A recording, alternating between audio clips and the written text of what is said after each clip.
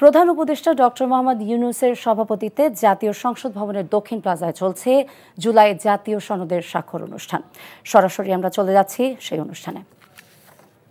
মোহাম্মদ ইউনূস এখন স্বাক্ষর করছেন মাননীয় প্রধান উপদেষ্টা এবং জাতীয় ঐকমত্য কমিশনের মাননীয় সভাপতি প্রফেসর মোহাম্মদ ইউনূস।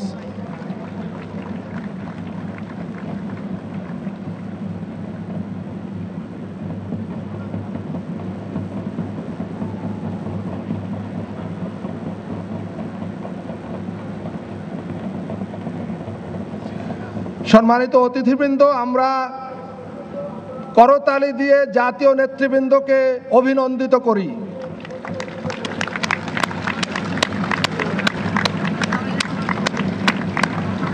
আমরা সবাই দাঁড়িয়ে করতালি দিয়ে তাদেরকে অভিনন্দিত করি। জুলাই জাতীয় সনদ এখন আমাদের সবার। সম্মানিত নেতৃবৃন্দ, আপনারা স্বাক্ষরিত পাতাটি সবাই ঊর্ধ্বে তুলে ধরুন, আমরা তাদেরকে অভিনন্দিত করি।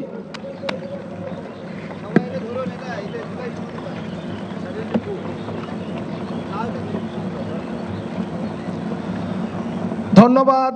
সম্মানিত অতিথিবৃন্দ, আমাদের জুলাই জাতীয় সনদ এখন এই জাতির এক মূল্যবান সম্পদ।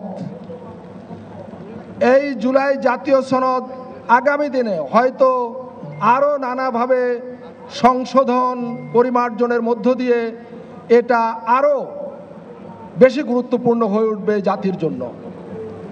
নিঃসন্দেহে সংস্কার একটি চলমান প্রক্রিয়া এবং এই সংস্কার চলতেই থাকবে এবং আমাদের জাতির ভাগ্য উন্নয়নে আমরা সর্বাত্মকভাবে সম্মিলিতভাবে আমাদের প্রচেষ্টা জারি রাখব এবং এই দেশে এই ভূখণ্ডে আর কখনো কোনো কালে যাতে স্বৈরাচারী মাফিয়াতান্ত্রিক ফ্যাসিবাদ মাথাচাড়া না দিতে পারে, আমরা যাতে আর কখনো ফ্যাসিবাদের জাতাকলে না পড়ি, সেই জন্য আমাদের লড়াই অব্যাহত থাকবে।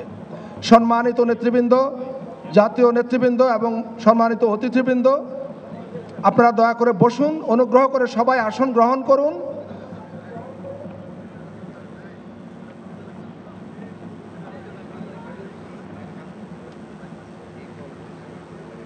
ধন্যবাদ।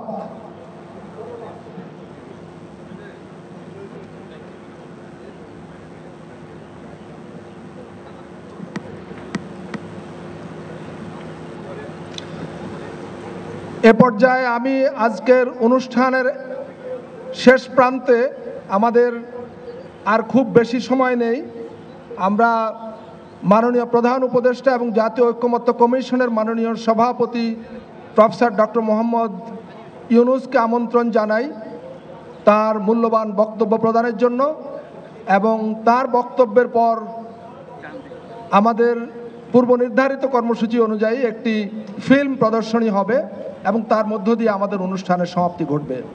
আমি এখন মাননীয় প্রধান উপদেষ্টা প্রফেসর মোহাম্মদ ইউনূসকে আমন্ত্রণ জানাচ্ছি তার মূল্যবান বক্তব্য দেওয়ার জন্য।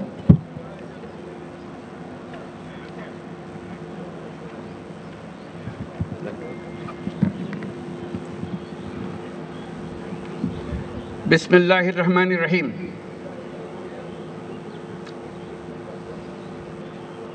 প্রিয় দেশবাসী, যে যেখানে আছেন, বাংলাদেশের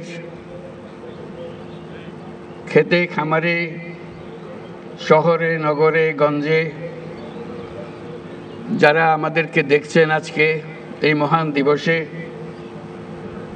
তারা আমার সালাম গ্রহণ করুন। আর যারা উপস্থিত আছেন তারা আমার শুভেচ্ছা ও সালাম গ্রহণ করুন।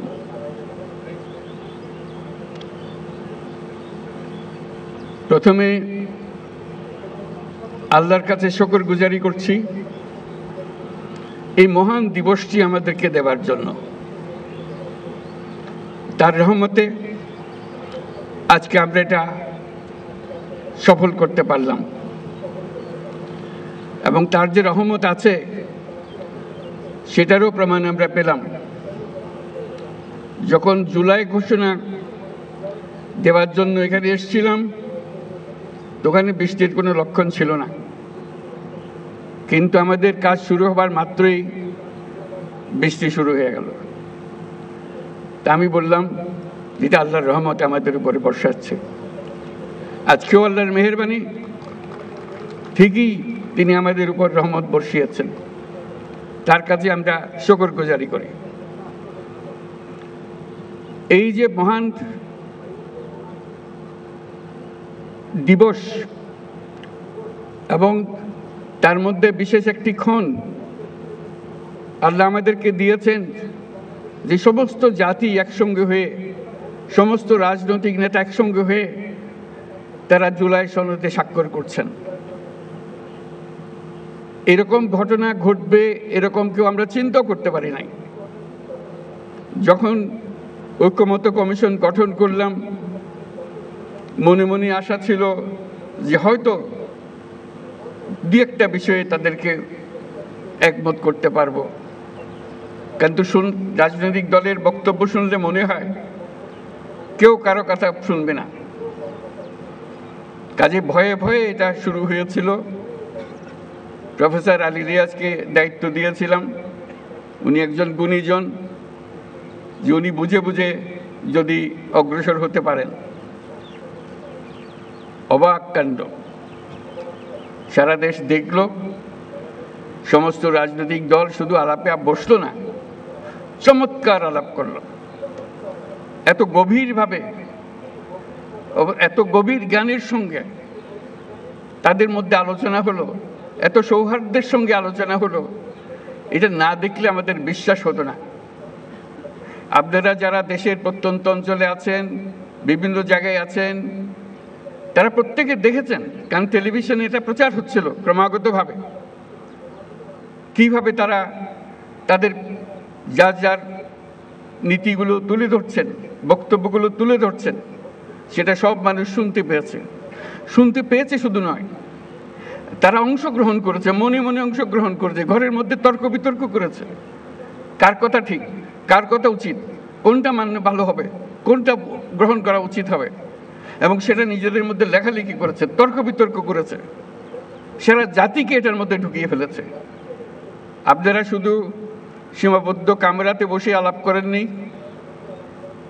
আপনারা সারা জাতিকে এটার মধ্যে আলোচনার মধ্যে শরিকদার করেছেন, সবাই অংশগ্রহণ করেছে। কেউ তাৎক্ষণিকভাবে কেউ রাজি হয়ে গেছে এমন ছিল না। অবস্থা দেখে মনে হচ্ছিল বেশি দূর বোধহয় অগ্রসর হবে না,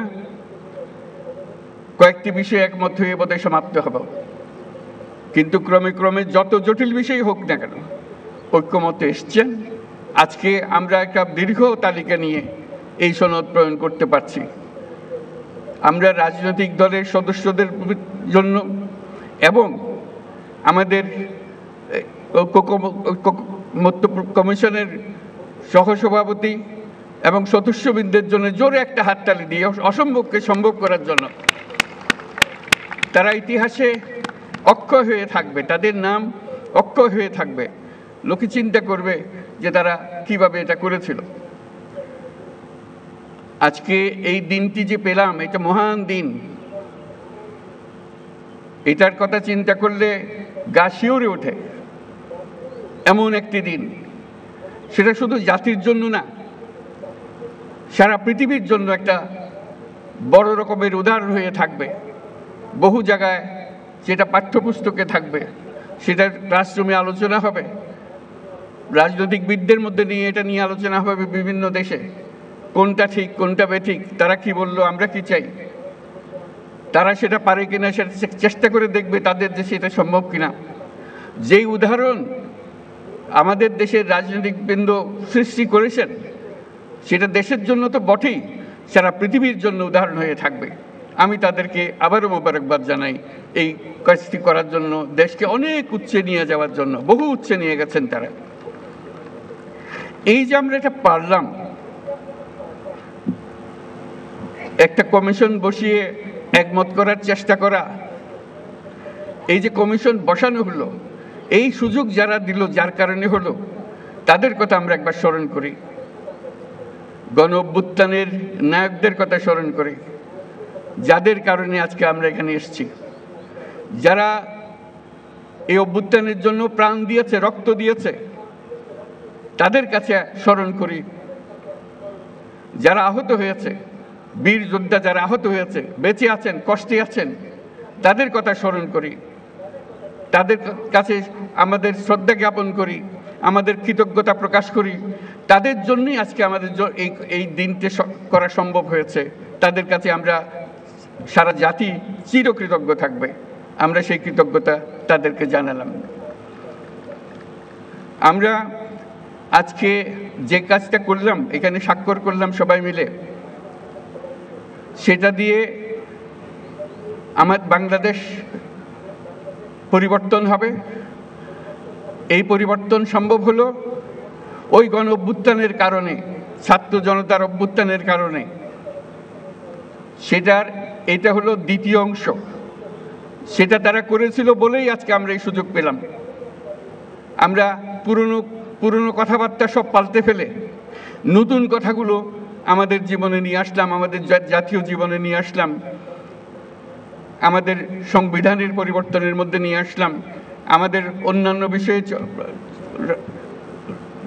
সরকার চালানোর বিষয়ে নিয়ে আসলাম। অনেক বিষয় এসছে এই পরিবর্তনের ভেতরে। এই পরিবর্তন এখন আমাদের সামনের দিকে এগিয়ে নিয়ে যাবে। আমরা সেই পথে অগ্রসর হব। আমাদের জন্য আজকে নবজন্ম, আমাদের নবজন্ম হলো আজকে। এই স্বাক্ষরের মাধ্যমে আমরা নতুন বাংলাদেশের সূচনা করলাম।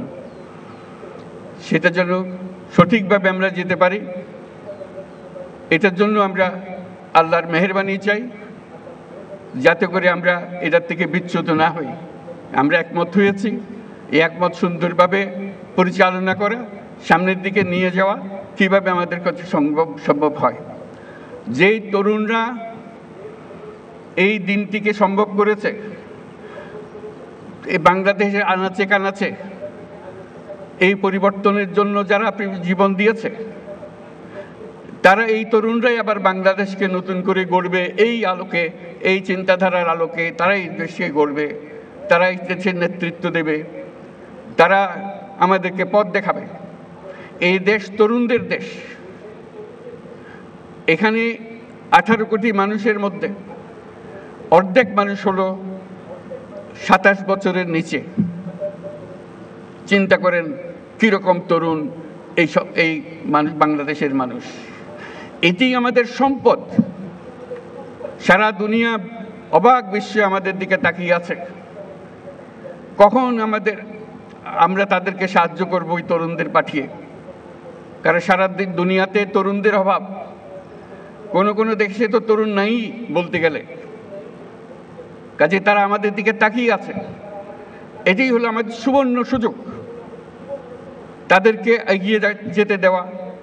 তাদেরকে শুধু বাংলাদেশকে পরিবর্তন করে না, পৃথিবীকে পরিবর্তন করার সুযোগ তাদের কাছে এসছে। আমাদের কাছে দরখাস্ত আসছে, আমাদের কাছে এতজন পাঠান, আমাদের কাছে এতজন পাঠান, আমাদের কাছে যত পারেন পাঠান। এটা তো 2025 সালের কথা। 2026 সালে কি বলবে? 2027 সালে কি বলবে? হাত জোর করে করে আসবে।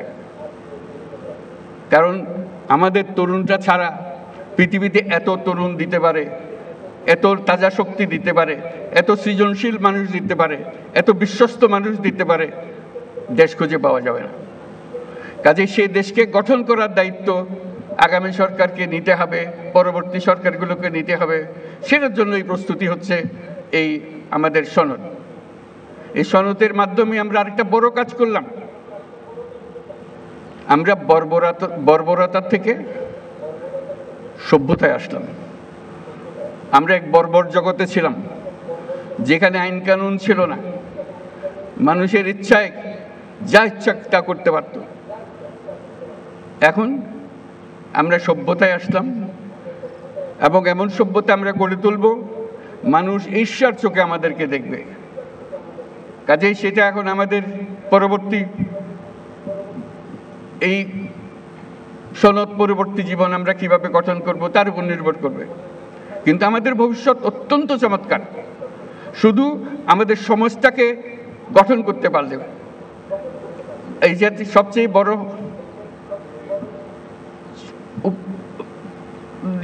কনক্লুশন যেটা এখান থেকে যেটা আমরা পেলাম, আজকে যেটা আমরা বুঝতে পারলাম, যে আমরা যদি একমত হই, যেভাবে আমরা হতে পেরেছি, অন্য সব কাজেও যদি আমরা একমত হই, এক পথে চলি, তাহলে আমাদের দেশ এটা অনন্য দেশে পরিণত হবে। আমাদের দেশের সেই শক্তি আছে, সেই শক্তিকে আমরা ব্যবহার করতে পারি। আমরা আমাদের যে সম্পদ আছে, যেটা আমরা ব্যবহার করতে পারিনি এ পর্যন্ত। আমি বারে বারে যেটার কথা উল্লেখ করি, এটা হলো বঙ্গোপসাগর আমাদেরই অঞ্চল, আমাদেরই বাংলাদেশের অংশ। কোনোদিন আমরা খেয়াল করে দেখি নাই এই অংশে আমরা কি করি। এই অংশ অত্যন্ত সম্পদশালী অংশ। আমরা বলছি যে এটা আমরা পূর্ণ ব্যবহার করতে চাই সম্পদকে, আমরা এগিয়ে যেতে চাই, আমরা আর তর্ক বিতর্কের মধ্যে থাকতে চাই না। সেই জন্যই আজকে সনদ হলো, এই সনদ তর্ক বিতর্কের অবসান করবে। আমরা নিয়ম মতো চলে যাব, আমরা এখন নিয়ম মাফিক চলার জন্য তৈরি হয়েছি। এই নিয়ম যেন আজকে আজকে সই করলাম, অনেক আলোচনার মধ্যে দিয়ে আমরা সই করলাম, এটা আমাদেরকে পথ দেখিয়ে দেবে। এই পথে আমরা চলব, তাহলে আমরা এই যে সম্পদ আছে সেই সম্পদের ব্যবহার করতে পারবো। আমি বারে বারে বলছি যে আমরা যদি গভীর সমুদ্র বন্দর করে দিই, তাহলে সারা দুনিয়ার জাহাজ আমাদের বন্দরে ভিড়তে হবে।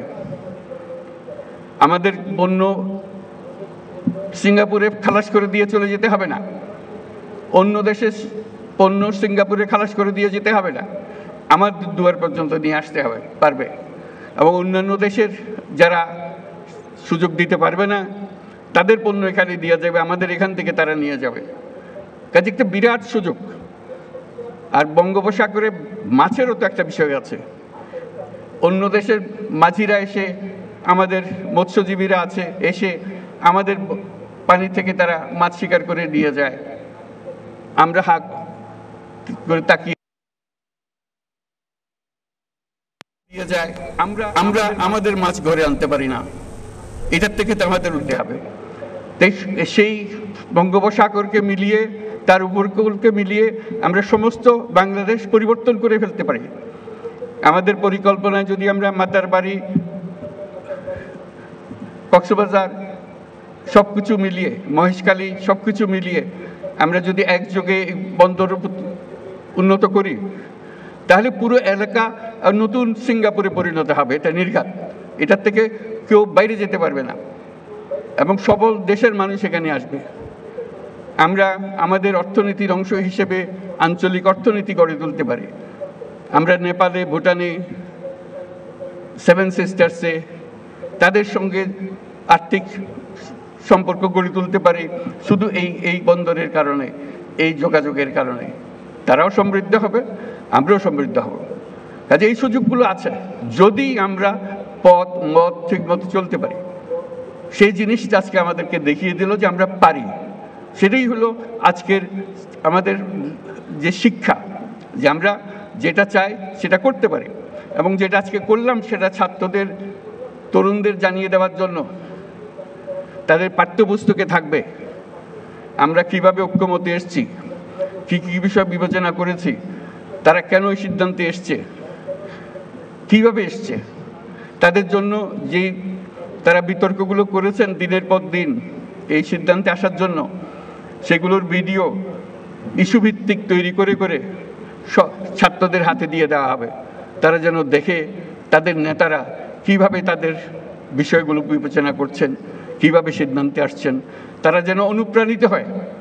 আজকে শুধু অনুষ্ঠান না, সারা জাতি এটার থেকে অনুপ্রাণিত হবে, নতুন পথের দিশা পাবে যে আমরা ছোট জাতি না, কারো দয়া দাক্ষিণ্যে বেঁচে থাকার জাতি না, আমরা কারো কথার তলে থাকি না, আমরা আমাদের মতো চলি, মাথা উঁচু করে চলি এবং সারা দুনিয়াতে আমরা মাথা উঁচু করে চলব। সেই সামর্থ্য আমাদের আছে। আমরা অন্য দেশকে দেব, আমাদের সেই সামর্থ্য আছে। অন্য দেশ আমাদের কাছ থেকে শিখবে, সেই সামর্থ্য আমাদের আছে। আজকে যেই সনদ সই করলো, এটা বহু দেশ শিখতে আসবে, এটা আমি গ্যারান্টি দিয়ে আপনাদেরকে বলে রাখলাম।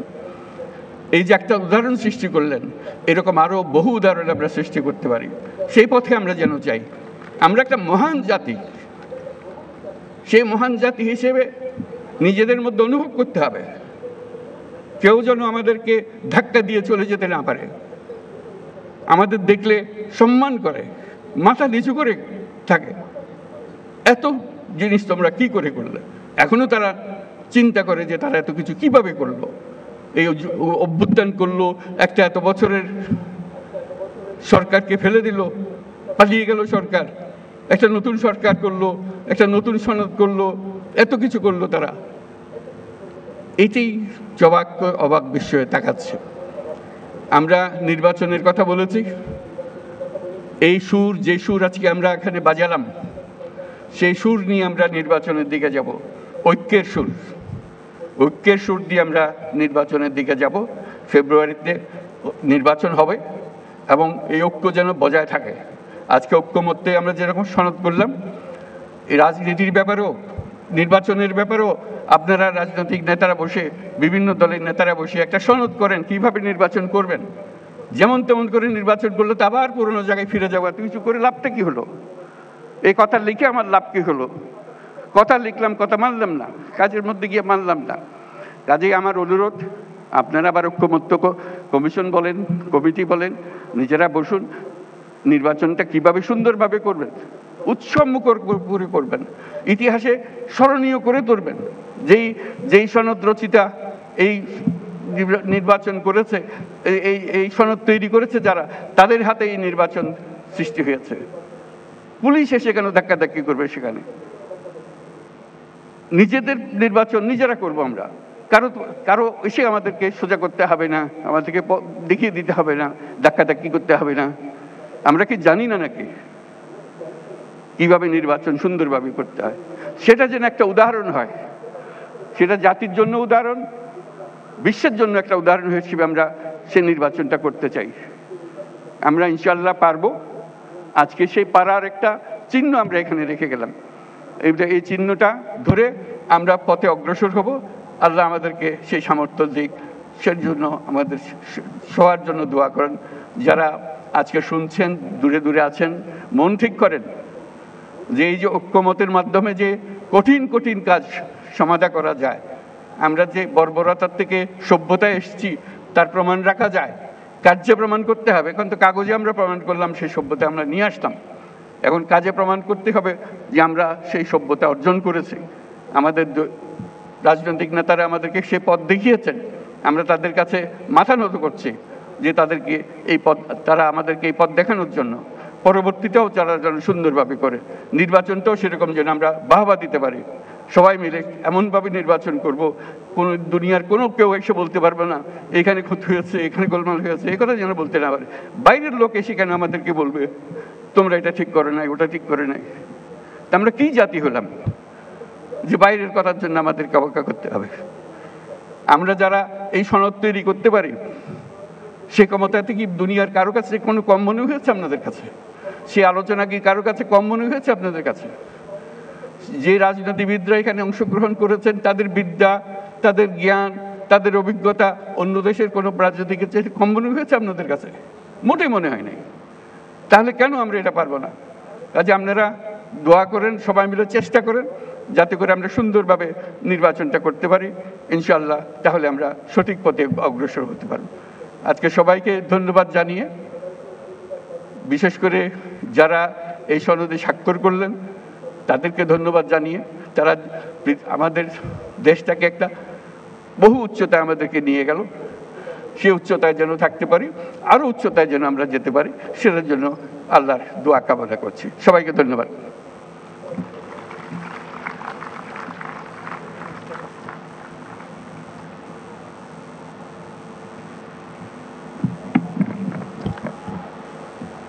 ধন্যবাদ।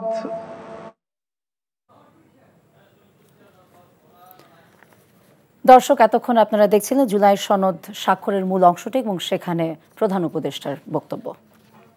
বান্ডেল থাকলে প্রতি সেনমানিতে টাকা বাঁচবে।